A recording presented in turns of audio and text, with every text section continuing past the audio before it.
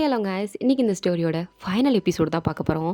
போன படத்தோட கம்ப்ளீட் பண்ணியிருந்தேன்னா மிராக்கு அர்ஜுன் வந்து ப்ரொப்போஸ் பண்ணியிருந்திருப்பாரு. இது வந்து மேரேஜ்க்காண்டியும் கிடையாது, லவ்க்காண்டி கிடையாது, கடைசி வரைக்கும் நான் அவங்க கூட இருப்பேன் அதுக்காண்டி அப்படின்னு ஒரு ரிங்கை வந்து ப்ரொப்போஸ் பண்ணியிருந்திருப்பாரு. மிராவும் ஹாப்பியாக அதை அக்செப்ட் பண்ணியிருந்திருப்பா. அதோட இந்த பாட்டை கம்ப்ளீட் பண்ணியிருந்தேன். So let's continue the final episode. So இந்த எபிசோட ஸ்டார்டிங் சீனில் மிராக்கு கால் வருது. மிராவும் கால் அட்டெண்ட் பண்ணுறா. பார்த்தா அந்த சைடில் இருக்கிறது கார்த்திக் தான். மிரா, நான் உங்ககிட்ட கொஞ்சம் தனியாக பேசணும் அப்படின்னு சொல்லும்போது மிராக்கு லைட்டாக நர்வஸ் ஆகுது, பயமாகவும் இருக்குது. ஏன் கார்த்திக்? சில உண்மைகளை உங்ககிட்ட சொல்லணும் மிரா, கேஃபிடேரியா வந்துடு அப்படின்னு சொல்லிட்டு கார்த்திக் காலை கட் பண்ணிட்டான். மிராவும் ஒரு மாதிரி நர்வஸாக தான் நின்று யோசிச்சுட்டு இருக்கும்போது அர்ஜுன் இதை பார்த்துட்டு மிராவை பிள்ளைந்து கட்டி பிடிச்சிட்டு, என்னாச்சு, ஏன் சோகமாக இருக்க? Every thing is okay. Yeah Arjun, every thing is okay அப்படின்னு சொல்கிறா. அர்ஜுன்கிட்ட எதையும் அவள் சொல்லலை, பட் அவளுக்கு உள்ளுக்குள்ளேயே ஒரு மாதிரி பயமாக இருக்குது. இவன் என்ன சொல்ல போகிறானோ அப்படின்ற ஒரு தயக்கமும் இருக்குது. சரின்னு அவன் சொன்ன மாதிரி கேஃபிடேரியா கிளம்புறா. அப்போ அர்ஜுன் கேட்குறாரு, செல்லம் எங்கே போகிற அப்படின்னு. அதுக்கு அவளும், கொஞ்சம் வெளியே போயிட்டு வரேன். வெளியேனா எங்கே? கார்த்திகை பார்க்குறதுக்கு. கார்த்திகை பார்க்குறதுக்கு நீ எதுக்கு போகிற? அவன் என்கிட்ட சில உண்மைகளை சொல்லணும்னு சொன்னான், நான் அதை கேட்கணுன்னு போகிறேன். அதுக்கப்புறம் அப்படின்னு அர்ஜுன் கேட்குறாரு. அதுக்கு மிராவும் அர்ஜுன் ஐஸை பார்த்துட்டு, அதுக்கப்புறம் என்னோடய பாஸ்ட் எல்லாமே முடிஞ்சிடும், நான் வரேன் அப்படின்னு சொல்லிட்டு அங்கேருந்து போயிட்டா. அர்ஜுனுக்கான பயமாக தான் இருக்குது, இப்படி சொல்லிட்டு போகிறா, வருவாளா இல்லையான்னு தெரிலையே அப்படின்னு அவருக்கு பயமாக இருக்குது. பட் அவருக்கு மிரா மேலே நம்பிக்கை இருக்குது, அவரோட லவ் மேலே அவருக்கு கான்ஃபிடென்ஸ் இருக்குது. ஸோ அதனால் அது ஒரு பெரிய விஷயமாகவே அர்ஜுன் எடுத்துக்கல. அவர் ஆஃபீஸ் கிளம்பி போயிட்டாரு. இங்கே மிராவும் கேஃபிடேரியாவில் கார்த்திக்கை மீட் பண்ணுறா. கார்த்திக்கும் ஒரு மாதிரி தயக்கத்தோடையே சொல்ல வரான். அதுக்கு மிராவா, என்ன கார்த்திக், சொல்ல வேண்டியதை சொல்லு, ஏன் அமைதியாகவே உட்காந்துருக்க? நிலா, நான் அப்ராட் போனதுக்கப்புறம் உன்னோட ஹார்ட் கண்டிஷனை பற்றி எனக்கு தெரிய வந்தது. ஆனால் அப்போது நான் உன்னை விட்டுட்டேன். அதாவது அது தெரிஞ்சதுக்கப்புறம் கூட நான் அவங்க கூட இருக்கக்கூடாதுன்னு முடிவு பண்ணேன். வேணும்னு தான் உங்ககிட்ட நான் விலகி வந்தேன். எனக்கு பழசெல்லாம் மறக்கலை, எல்லாம் ஞாபகம் இருந்துச்சு. ஆனால் எனக்கு என்னமோ தோணுச்சு மிரா, நம்ம லவ் இட்ஸ் நாட் ரைட் அப்படின்னு தோணுச்சு. ஸோ அதனால் நான் வேணும்னு தான் உன்னை விட்டு தள்ளியிருந்தேன். நீ வேண்டான்னு நினச்சேன். ஹாப்பினஸ் எனக்கு முக்கியமாக அப்போ தெரிஞ்சிச்சு, நான் எல்லாம் வந்தால் நல்லா இருப்பியோன்னு.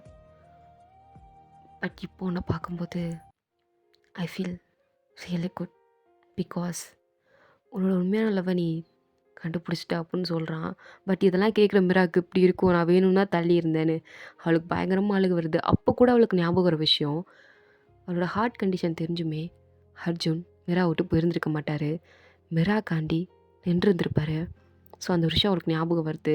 அதை நினச்சி அவள் லவ்வை நினச்சி அவள் உண்மையாகவே ரொம்ப கிரேட்ஃபுல்லாக ஃபீல் பண்ணுறா. அப்படியே கார்த்திகை பார்த்து, தேங்க்யூ கார்த்திக், உன் இடத்துல வேறு யாராக இருந்தா இதை என்கிட்ட வந்து சொல்கிறதுக்கு தயங்கி இருந்திருப்பாங்க. ஆனால் நீ, யூ ரியலி கிரேட், பிகாஸ் இதை நீ என்கிட்ட சொல்லிட்ட. இப்போ தான் எனக்கும் நிம்மதியாக இருக்குது, எந்த ஒரு கில்ட்டும் கிடையாது. என்னோடய பாஸ்ட் கம்ப்ளீட்லி ஓவர் ஆயிடுச்சு. தேங்க்யூ ஸோ மச் கார்த்திக் அப்படின்னு கார்த்திக் ஒரு ஹேண்ட் ஷேக்கை போட்டுட்டு நேராக வீட்டுக்கு தான் வரா. அவளுக்கு இப்போ ரொம்ப ரிலாக்ஸிங்காக இருக்குது, எந்த ஒரு கில்ட்டி ஃபீலிங்கும் இல்லை, எதுவுமே கிடையாது. இதுக்கடுத்து அர்ஜுனுக்கு ஹாப்பியாக வாழ்றது அது மட்டும்தான் அப்படின்னு சொல்லிட்டு வீட்டுக்கு வரா. வீட்டுக்கு வந்து பார்த்தா அர்ஜுனை காணோம். எங்கே இந்த மனுஷன் போனார் அப்படின்னு சுற்றி முற்றி பார்க்குறா. அர்ஜுன் எங்கேயுமே இல்லை. நேராக பாட்டிம்மா போய், பாட்டிம்மா உங்கள் பேரனை பார்த்தீங்க? அவன் என்ன நேரம் ஆஃபீஸ் போயிருப்பான், வர டைம் தான், சாயங்காலம் ஆயிடுச்சுல வருவான். உன் புருஷனுக்கு நீ ரொம்ப வெயிட் பண்ணுறியோ, கால் பண்ணி கேளு எங்கே இருக்கான்னு. கால் பண்ணிலாம் கேட்டா உங்கள் பேரை ரொம்ப சீன் போடுவார், ஏதோ அவருக்காண்டி நான் காத்திருக்கிற மாதிரியும் ரொம்ப பேசுவார் பாட்டிம்மா, அதெல்லாம் எதுக்கு அப்படின்னு சொல்லி அவள் சிரிக்கிறாளா. பாட்டிம்மா அதை பார்த்துட்டு சரிம்மா அப்படின்னு சொல்லிட்டு உட்காந்துக்கிட்டாங்க. அர்ஜுனும் வராரு. வந்து மிராவை பார்த்தா, மிராவா, என்ன கார்த்திகை பார்க்க போகிறான்னு சொன்னேன், இங்கே இருக்கேன், நான் பார்த்துட்டு வந்துட்டேன். பார்த்துட்டு வந்துட்டியா? ஆமாம், பார்த்துட்டு வந்துட்டேன் அப்படின்னு சொல்லிட்டு இருக்கா. ஆனால் இவங்க ரூமுக்கு வெளியில் எல்லாருமே தூரமாக உட்காந்து, அதாவது ஃபேமிலி மெம்பர்ஸ் எல்லாரும் தூரமாக உட்காந்து பார்த்துட்ருக்காங்க இவங்க என்ன பேசுகிறாங்கன்னு. அப்போ மிரா கேட்குறா, உங்களுக்கு என்ன எவ்வளோ பிடிக்கும் அப்படின்னு கேட்குறா. அதுக்கு அர்ஜுன் எதுவும் சொல்லாமல் மிராவோட கையை பிடிச்சி, உனக்கு ஒன்று தெரியுமா மிரா, ஃபர்ஸ்ட் டைம் உன்னை பார்க்கும்போது உங்ககிட்ட அந்த கான்ட்ராக்ட் பேப்பரை நீட்டும்போது நான் ஜஸ்ட் நினச்சேன், இது ஜஸ்ட் ஒரு டீலிங் தான் அப்படின்னு நினச்சேன். ஆனால் நீ என் லைஃப்பில் வந்ததுக்கப்புறம், நான் உன்னை கல்யாணம் பண்ணிக்கிட்டதுக்கப்புறம் அப்படியே டோட்டலாக என்னை மாற்றி போட்டுருச்சு.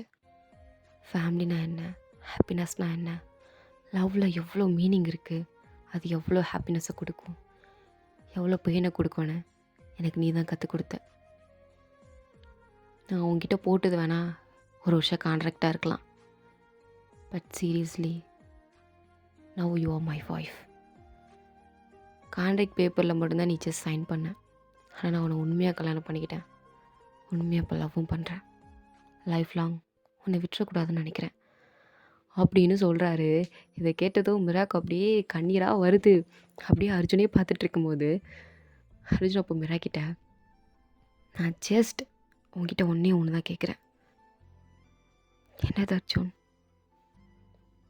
நீ எப்பயுமே எல்லா நாளும் என்னை மட்டும்தான் சூஸ் பண்ணுவியா அப்படின்னு கேட்குறாரு. அதுக்கு மிரா உசிச்சிட்டே எஸ் அப்படின்னு சொல்லிட்டு 2 பேரும் ஹக் பண்ணுறாங்க.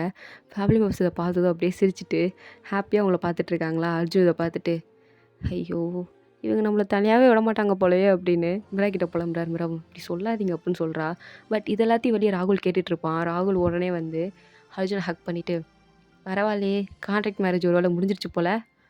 ஆமாம், கான்ட்ராக்ட் மேரேஜ் முடிஞ்சிருச்சு, ஆனால் எனக்கு மிரா மேலே இருக்க லவ் என்றைக்குமே குறையாது ராகுல் அப்படின்னு சொல்கிறாரு. இதை கேட்டதும் மிரா அப்படியே ஹாப்பியாக சிரிக்கிறா. லைஃப் அப்படியே ஹாப்பியாக போகுது. ஸோ இப்படியே ஒரு வருஷம் முடிஞ்சிருந்துருக்கும். ஆக்சுவலி இவங்க கொஞ்ச நாள் ஹனிமூன் ட்ரிப் மாதிரி வெளியே வந்திருப்பாங்க. ஸோ இப்போ தான் ரிட்டன் ஃப்ளைட்டில் இந்தியா வராங்க. ஸோ இந்தியா வந்ததும் ஃப்ளைட்லேருந்து வரும்போதே அர்ஜுன் மிராவோட கையை டைட்டாக பிடிச்சிட்டு வராரு. அங்கேயே வரும்போதே 2 பேரும் செல்ஃபி எடுத்துகிட்டு வராங்க. அர்ஜுன் இந்த மாதிரி செல்ஃபிக்கு சிரிக்கிற ஆளே கிடையாது. ஆனாலும் மிரா கூட ஃபன்னியாக ஃபோட்டோஸ்லாம் எடுத்துகிட்டு வீட்டுக்கு வராங்க. ஸோ 2 பேரும் தனியாக டெரஸில் நின்று பேசிகிட்டு இருக்காங்க. வாழ்க்கை எப்படியோ முடிஞ்சிருச்சுல மிரா? முடிஞ்சிருச்சு. அர்ஜுன் உங்களுக்கு ஞாபகம் இருக்கா? என்னது? ஆக்சுவலி இன்றைக்கி தான், இந்த டேட்டில் தான் போன வருஷம் நீங்கள் எனக்கு கான்ட்ராக்ட் மேரேஜ் பேப்பரை வந்து நீட்டினீங்க. நம்ம 2 பேரும் கான்ட்ராக்ட் மேரேஜ் பண்ணிக்கலாமான்னு கேஃபிடேரியாவில் நம்ம 2 பேரும் பேசணும். உங்களுக்கு ஞாபகம் இருக்கா அப்படின்னு கேட்குறா. அதுக்கு அர்ஜுனும் சிரிச்சிட்டே, யா ஞாபகம் இருக்குது, அது எப்படி மறக்க முடியும் அப்படின்னு அந்த மெமரிஸை வந்து ஷேர் பண்ணுறாங்க. ஸோ மிராவும் சிரிச்சிட்டே, ஆமாம், பட் இன்றைக்கி தான் இன்னொரு நாளும் உனக்கு தெரியுமா அப்படின்னு கேட்குறாரு. என்னது? நம்ம 2 பேரும் ஃபர்ஸ்ட் மீட் பண்ண டே இதுதான். ஒருத்தருக்கு ஒருத்தர் பார்த்துக்கிட்டது. நான் ஃபர்ஸ்ட் டைம் உன் கண்ணை பார்த்தது, உன் இன்னசென்ட்டை பார்த்து நான் இம்ப்ரெஸ் ஆன நாள் இதுதான். அப்படியா? இன்றைக்கி தான் நீங்கள் இன்னொரு விஷயத்தை தெரிஞ்சுக்க போகிறீங்க. என்னது அப்படின்னு சொல்லும்போது மிரா கையில் அவளோட ப்ரெக்னென்சி கிட்ட எடுத்து கொடுக்குறா. இதை பார்த்ததும் அர்ஜுன் ஷாக் ஆகுறாரு. பிகாஸ் மிரா இப்போது ப்ரெக்னெண்ட்டாக இருக்கா. அர்ஜுனுக்கு அவ்வளோ ஹாப்பியாக இருக்குது. ஆனந்த கண்ணீரே வந்துடுச்சு. சீரியஸ்லி மிரா, நான் என்ன பொய்யா சொல்கிறேன்? இந்த விஷயத்தில் யார் அர்ஜுன் போய் சொல்லுவா? பட் ஆனால் கேள்விலாம் கேட்காதீங்க. கேள்வி கேட்குறதுல என்ன இருக்குது? இல்லடி, எனக்கு வார்த்தையிலேருந்து வா எதுவுமே வரமாட்டேங்குது. ஐ எம் ஸ்பீச்லெஸ் அப்படின்னு மிராவை ஹக் பண்ணி பயங்கரமாக ஃபீல் பண்ணுறாரு. அவரை ஹாப்பியாக எக்ஸ்ப்ரெஸ் பண்ணுறாரு. மிராவும் ஹாப்பியாக அர்ஜுனை ஹக் பண்ணிவிட்டு, congratulations, we are going to be a parents. இப்போ நம்ம லவ் இன்னும் எக்ஸ்ட்ரா ஆக போகுது அர்ஜுன் அப்படின்னு சொல்லிட்டு 2 பேரும் ஹாப்பியாக இருக்காங்க. அப்போ அர்ஜுன் கேட்குறாரு, ஃபேமிலிகிட்ட சொல்லிட்டியா? ஃபர்ஸ்ட் டைம் உங்ககிட்ட தான் சொல்கிறேன், உங்ககிட்ட தான் சொல்லணும்னு தோணுச்சு, லவ் யூ மிரா அப்படின்னு அர்ஜுன் சொல்ல அதுக்கு மேலே லவ் யூ டு அர்ஜுன் சொல்லிட்டு கீழே ஃபேமிலி மெம்பர்ஸ் கிட்ட பாட்டிமாட்ட எல்லாருக்கிட்டையும் போய் இதை கிட்ட காட்டுறாங்க. மிரா அந்த மாதிரி ப்ரெக்னெண்ட்டாக இருக்கா அப்படின்னு சொன்னதும் பாட்டிமாக்கெலாம் அவ்வளோ சந்தோஷம். ஐயோ! என் கொள்ளு பேரனை பார்க்க போகிறானோ அப்படின்னு அவங்களும் ரொம்ப சந்தோஷப்படுறாங்க. அர்ஜுனோட அம்மாவுக்கும் சரி அப்பாவுக்கும் சரி 2 பேருக்குமே ரொம்ப ஹாப்பியாக இருக்குது. ஒரு வழியாக நம்மளுக்கு பேரப்பிள்ளை வரப்போகுது அப்படின்னு ஃபேமிலி அப்படியே ஹாப்பியாக இருக்க இதோட இந்த கான்ட்ராக்ட் மேரேஜ் முடியுது ஸ்டோரி. ஸோ இதே ஸ்டோரி மாதிரி உங்களுக்கு அதாவது இதுலேயே சீசன் 2 வேணும்னாலும் கமெண்டில் சொல்லுங்கள், இல்லை இன்ஸ்டாகிராமில் டிஎம் பண்ணுங்கள், அக்கா சீசன் 2 போடுங்கன்னு சொல்லுங்கள். நான் கண்டிப்பாக சீசன் 2 வந்து போடுறேன். உங்களுக்கு பிடிச்சிருந்தா கண்டிப்பாக போடுறேன். இந்த ஸ்டோரி நல்லா ரீச் ஆச்சுன்னா, நிறைய லைக்ஸ் வந்துச்சுன்னா கண்டிப்பாக நான் சீசன் 2 போடுவேன். ஓகேவா? நெக்ஸ்ட் என்ன ஸ்டோரி போடலாம் அப்படின்னு இன்ஸ்டாகிராமில் டிஎம் பண்ணுங்கள், கமெண்டில் சொல்லுங்கள். ஓகேவா? Tata bye, see you later. Thanks for வாட்சிங் மை வீடியோ கைஸ்.